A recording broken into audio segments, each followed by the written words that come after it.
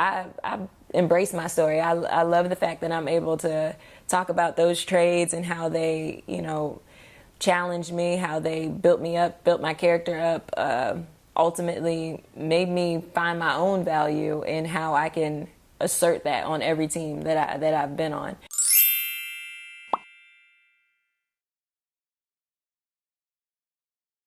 Hey guys, welcome back to Check Up, the show where you get to know your favorite WNBA players. And today I have the all-star, the two-time defensive first team Connecticut Sun guard, Jasmine Thomas.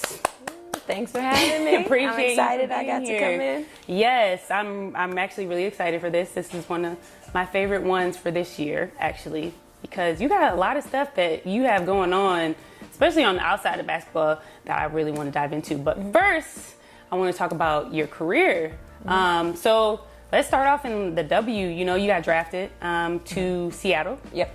And immediately traded to DC. Yep. Then you went to Atlanta, and then you went to Connecticut, where you are now. You've been here for 5 years? Yeah, it's my fifth season in Connecticut. So you've had quite the journey. And I wanted to start off diving into that a little bit because, you know, it's been a little bit of up and down, and I'm sure I haven't been traded, so I don't know what that experience is like, but especially in this league where it's hard to keep a spot, what was your mentality like going in and having to deal with all those trades before you got to Connecticut? I mean, each time it happened, it was like it's different experience. You know, starting off at home. Once I got to DC, grew up watching the Mystics. It's my hometown team. It's a dream to be able to play at home. So that trade probably hurt the most. But there was opportunity there. Ended up going to Atlanta and going to the finals in our first season. That was dope for me. You know, I didn't know how it would turn out, but it was great. Atlanta was great. I loved living there. A lot of the women that I played with, I'm still close with now. So, you know, that was its own good experience. And then it wasn't until I got to Connecticut that I started to develop as a player and really find myself. I started to mature, step into more leadership roles, and just from having a situation where I was able to be myself, my game grew, and I was, you know, coming into myself as a player and, you know, tallying up some accolades here and there and winning. Yeah, like what was your mentality? Like, how were you able to stay focused? Because I'm sure that's hard, and it's kind of like a gut check for you to keep getting traded around, and it's like I would feel like it would start for me to like question my value and my worth, and like, why do these teams not want me, and moving around. So like, how were you able to stay focused and be like, okay, this happened, but I still have my goal that I'm looking forward to, and I'm going to make it happen regardless? Yeah, it was definitely a blow to my confidence. I feel like that was the hardest part, was, you know, trying to realize that I deserved to be in this league, but needing to figure out at a young age. You know, I was young when this was happening. I was just, you know, my second and fourth years in the league, so still a rookie pretty much under our contracts. So it was, you know, trying to stay confident, even though it was they were business moves. You know, sometimes trades aren't always based off of, you know, you as an individual, you as your character, what you can do on the court. Sometimes they just happen outside of your control. That's the nature of the business. So I like to think that I have a journey that's more relatable in the WNBA, because people are traded a lot. You know, whether it's for salary reasons, for you know, just for so many different reasons that, you know, it doesn't always get out into the media why those trades are happening. So I embrace my story. I love the fact that I'm able to talk about those trades and how they, you know, challenged me, how they built me up, built my character up, ultimately made me find my own value in how I can assert that on every team that I've been on. And that is always leading by example. You know, I wasn't always vocal. I had to grow into that. I was always one of the younger ones on the team, so it was hard to find my voice, but I would always just bring it. Whatever I had in the tank, I was going hard, offense, defense, learning, staying in the gym. So, you know, I developed a lot through those challenges. So what do you think was the biggest difference once you moved to Connecticut? I think not having to look over my shoulder. I feel like even in that first season with Ann, she kind of just gave me the freedom to make mistakes, and that was something that I didn't have prior to that. It was always, whether listening to what people were saying about me as a player, I've always been a point guard who's really a combo guard. So I've had trouble with that. Is she a true point? Can she be a true point? Or does she need to be a scorer? And how, can she be a scorer in this league? So that always made me feel like they were always looking for the next person. And once I got to Connecticut, I didn't feel that way. I feel like she really was just like, I want your raw talent. However you feel comfortable playing, I want you to do that, and I want you to be a leader on this team. And so she gave me that opportunity first. And then once Kurt came in, and started really building the character of the team, kind of moving pieces around and really trying to put something together, I was a core part of that. So having that security basically kind of gave me the confidence that I had been lacking in the past. It wasn't so much in what I was capable of as of, can these teams see that I'm capable of that? And that's what I feel in Connecticut. It's crazy how much that freedom will change your game. You know what I mean? Absolutely. Like, because I know what it's like to be the player that makes a mistake and gets pulled. And then you start thinking about making a mistake, and then you make a mistake. You know what I mean? Yeah, it's you're like just trying to play right instead of just playing the game, feeling the game, knowing that you already know what's the right thing to do, play off your instincts. You start trying to be calculated. Like, okay, well, this person gets more time because they do this. So then you start trying to do that, but that's not your game, so. It's stressful. It can be a lot. And it's like mentally, it affects you. And it's like, it could be the difference between you staying on the team and not. If you and it's very dependent on the coach usually. You know what I mean? And I think the most frustrating thing is just everybody doesn't have that same luxury. You don't know why it happens that way. Yeah. You know that there's going to be that big three, the franchise players, the players that always are going to have that freedom and honestly have that time to adjust. It's like you get drafted at a certain point in the draft, or you have time to grow into a certain player, whereas everyone else, it's kind of like, you got to do this now, or we're going to replace you. And it's like, we're all coming in at the same, we're all rookies. We're all, so you kind of see that. And it's frustrating. Yeah, it's frustrating. I hope y'all heard that, because I've talked to so many rookies that have that struggle. And I'm like, look, that's what happens when you're a rookie. When you when you're a vet, we have no transitional, none, no resources that's going to be like, you're not going to do any camps. You're not going to be able to go around and do these little workouts with teams before, you don't have that luxury to kind of feel like, where's my fit? You just get thrown in. And you just straight up jump. And it's such a different game. Like, you're going from playing in college where you can get away with little stuff. You could have a bad game and still win or do well. You know what I mean? Yep. And in the W, you can't do that. Yep. There's not that room for error. You're playing against grown women that have been doing this probably longer than you were born. Like, it's a whole different world. Really is. It's like, I always try to tell like a lot of the younger players, like, it's just part of growing pains. Like, you have to deal with this now. It's not like it's not you. Everybody has dealt with this. A lot of players have dealt with that frustration of like having that, like, oh my God, I can't make a mistake. Like, you know what I mean? I can't make a mistake. I always get fooled, and it's like, it's crippling. You have to let it go. Once you let it go and you're just like, whatever, I'm just gonna play, you can get through it. But it's like, that's hard though. Yeah, it would help me. I feel like I found one thing to kind of like focus on. What can I do, no matter what team I play for, no matter what game, practice, whatever, what can I do that's gonna make me stand out? Where can I be like special? And I've always hung my head on defense. Like, I'm just gonna be a defender. I'm gonna try to be tough. I'm gonna try to be that person that they feel like they can use me to guard anybody that they need to be guarded. And even now in my career, 9 years in, ain't a spring chicken no more. But even now, like, that's still my foundation. I'm grounded in that, and because I feel like I can be counted on to do that, it's opened up other things. It's kept me on the floor longer. It's had me, I found what made me special and went with that. And I feel like when you are younger, or you have been through some adversity, you start to forget what made me special. Where is my value? Where was the potential that people saw in me to begin with? Because you start getting washed out by what else is going on. So that was, and still is, my thing. Like, I love defense. Defense is always something that can make you separate from others, because it's not enough people doing it in the league. And, and as the years go by, more and more people are trying to find ways not to do it. Exactly. You know, how can we play more team defense so we don't have to play one-on-one defense? So. Yeah, so if you can do that, you're always going to separate yourself from everybody else, because it's not a lot of people that focus on that and don't want to do it. Everybody, especially now with like the social media era, everybody wants to be the top leading scorer and do this and show this on that highlight. Like, listen, if you can play defense, you're going to be on the court, because coaches need that. Yeah. You know what I mean? Like, they always need that little core group that can play some defense when it's necessary. Absolutely. So it's definitely something that'll separate you. So let's switch gears a little bit. I want to talk about your awesome blog that you have. First of all, so I know there's a lot that goes into like creating websites and stuff. It's a whole process. Your blog, like, aesthetically looks so cool.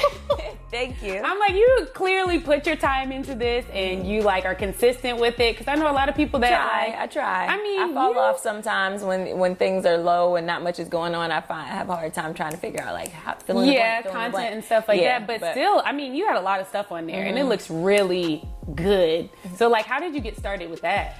So basically just from going overseas and having so much downtime and being like, I need to find something to do to share these experiences. A big thing about going overseas for me is the traveling and experiencing different cultures. So I started off with trying to just make it lifestyle, follow what I'm doing and, you know, share it with my followers. Most of my followers are basketball fans. So for them to see how I'm living when I'm not in the States is cool for them. Yeah.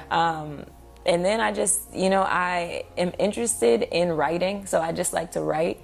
But I don't know, I feel like it was just like my journal. Just like if I'm writing at home, I was like, why not just put this online? But that's been another issue with the blog too, is kind of trying to concentrate it more. I'm one of those people that I feel like I'm interested in everything. There's a little bit of anything that I'm like, if I had the time or if I had the whatever, like I can do this, I can do that, I can do this. So the blog was just a way of kind of sharing all of those things and then being able to experience them, whether it was the interior decorating, which I like, the cooking, baking. I like baking. Can't say so much cooking I like to eat, but I really like to bake. So, you know, little things like that, little crafts and stuff that I do that also has to do with the interior decorating. I like to like, make home stuff by myself. So all that stuff I kind of was just throwing on there as a place to put it. Yeah, because like I follow you on social media, so I see like low-key, I'm not gonna lie, I've been a little jealous, because I'll see like you making these little bags for your teammates, and I think I like one time I saw that like a whole bunch of your teammates were sick. You made like a cold bag with like all of this stuff in it. You made all type of baked goods. That was basically like, y'all not gonna get me sick, so here you go, take these. You got like all your baked goods on there. You made candles. I remember one time I saw you put silk lining in your hats. Yes. Which I was like, oh my God, I need to do that. And I can't tell you how many people DM me on Instagram saying like, you selling these? Are you selling these? Seriously? And I was like, I never really thought about it. Then I went online and I Googled and it already existed. So I was like, I could still, but yeah. But it's like you really gotten into like a little bit of everything. Like, how do you find out like new things that you're into? Is like you online and you find something new and like, I'm gonna just try this. Pinterest is the devil. Pinterest make you think you can do anything because you just go on there, you see all this stuff, it's so aesthetically pleasing. You're like, oh, this looks interesting. Then you click on it and it's step by step how to do it. So then you're like, I could do this. Like there's the video, there's the instructions, there's the ingredients, the materials. See, but you like actually do that. I feel like I look at Pinterest and I'm like, yeah, I'm gonna do this, and then I start and I'm like, this is trash. Like, I'm terrible. I have failed. So I tried to do my own walk-in closet. I tried to put like like the closet system thing. So I went to IKEA, I put my order in. I'm like, oh, I want that, I want that, I want that. Didn't work out. I put some of them together and I started trying to put them in. The measurements was wrong. It wasn't fitting. It wasn't lined up. I needed to take the carpet out. I had to call somebody. Like, I need damage control and then I need you to fix it and make it look like this picture. I mean, that's further than I would have ever gotten. So, I mean, I'm with it. It's fun though. I mean, and I don't have much free time. Yeah. Because I am playing year round, especially with being in the house. So when I get time to do some of this stuff that I'm always saving, it's fun for me. Even if I fail, I'm just like, whatever. I mean, I feel like that's probably the most impressive part because you all know how I feel about overseas. So when I get over there, it's like practice, home, sleep. I ain't like...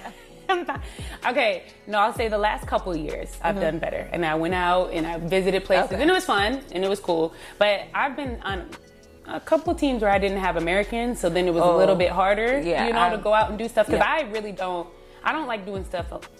It's not even I don't like doing stuff alone, because I do like doing stuff alone when I'm here. It's being overseas in an unfamiliar place. Yeah, I'm not as comfortable with that. So then I feel like that held me back. And then after Russia, I was just like, forget everybody. I'm not doing anything. That is tough. It is so tough. And I don't know if it's because of the weather. They don't have enough sunshine, something. But they just, it makes, Russia was tough for me. Okay, so to end every segment, you get 5 questions, okay? Now they're random questions. Okay. But they're fun. So the first one is always for every person. It's, if you never played basketball in your life, ever, what would be your career?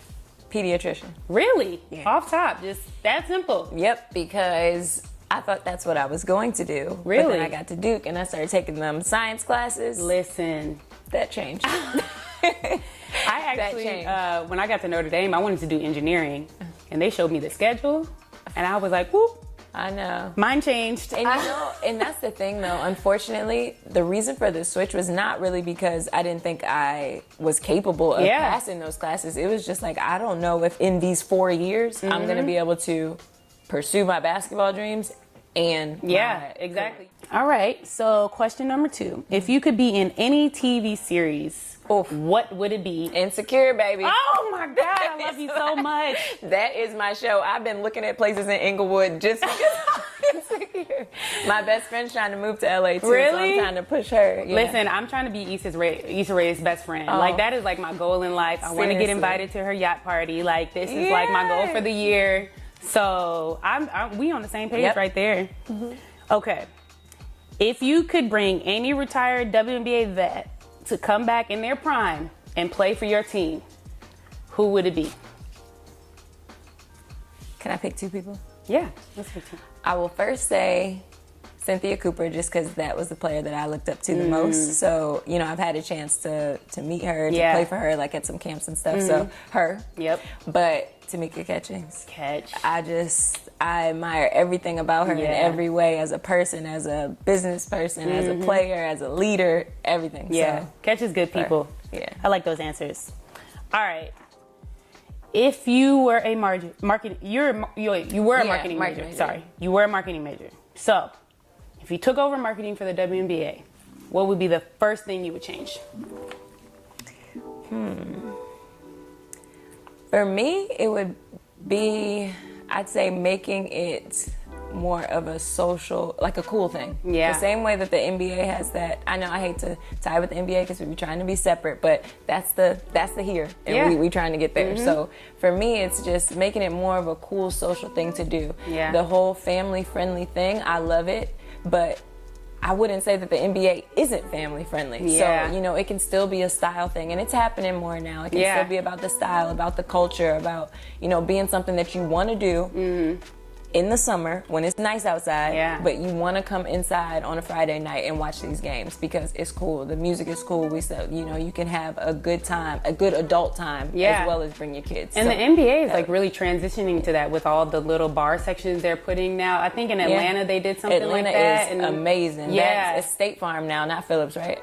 State Farm Marina. Yeah. It is so nice in there now. Yeah. It's an experience. You can come with your family, with your friends, with your girlfriends. It's guys' night, whatever, and have a great time as an adult. Yeah. And for me, I feel like it's starting to happen a little bit in the W, but we still market to the people that are already going to support us. And that is the families, the gay community. To me, we market to the people that's already going to support us no matter what. They love our product already. So we need to branch out and try to find a way to get that younger, vibrant audience to really rock with us. I like that answer. Yeah. So I need you to go ahead when you retire, go and make your way over and start, because that was a great layup. I see it a lot in Connecticut. We definitely have an older fan base. Yeah. So, we're always trying to, get our front office to kind of embrace that. Like, we're young, we're fun. We got people like Courtney too. Courtney Williams, she's the most she's herself, the personality, everything. And I feel like there's so many people out there that want to see our product that are like her. So how can we get them to come to our games? And It's hard in Connecticut, but I think it starts at the top. Yeah. Okay. I'm gonna wait for it. However many years from now when you're done, Yeah. I'm gonna be like, Jazz, you gonna Yeah, I'm trying. I'm gonna do something. All right. Last question. What is your most irrational fear? I would have to say bugs. And Really? I say this because it's any bug. Like, it can be matter. a ladybug. If there was a ladybug anywhere in this room right now, I break into a sweat. Like, it's a true phobia. It's not just like, oh my God, like, kill no, it. It's you like freak out. crippling. Like, please don't fly. Or please don't touch me. Or I'll leave the room and do nothing with it. But I'm just so happy that it's not there anymore when I come back. What do you do in the summer? It's been rough. It has been rough. And now that I have a little niece, I feel like I've been kind of like, well, I can't be scared of stuff because, like, how I'm going to watch her? Yeah, and then something, and then- you know? Like, so I'm getting over it slowly, but it's hard. It's hard for me. So if that's like ladybugs, gnats, flies, doesn't I matter. don't want them anywhere near me. So imagine when I see a spider. Yeah, that's like the small stuff. If you Oh see my something goodness. that's like real. In our apartments in Connecticut, I have spiders, like, they have a whole family and they're big with like, they look like Spider-Man's chest. You know that little spider? Hanging down from the window on the outside. Yeah, I close you my freak blinds because I can't even see them. So Don't go to, it's irrational because nothing's going to happen to Yeah. me. But I can't get over it. Don't go to Australia because they I got heard. them big. We just saw a video the other day where it was like a spider eating like a possum or something crazy. See, I was like, I will not go there. I will not go down under. I will stay up here. I cannot. Oh my God. Yeah. You stay away. Yeah, it's irrational, but been like that 29 years. I can't. I mean, shake it is what it is. It is what it is. Well, I thank you for Yeah. coming, Jazz. This has been thank you fun. too. I really appreciate you coming out. You guys tune in next week. Thank you for joining us this week for another episode of Check Up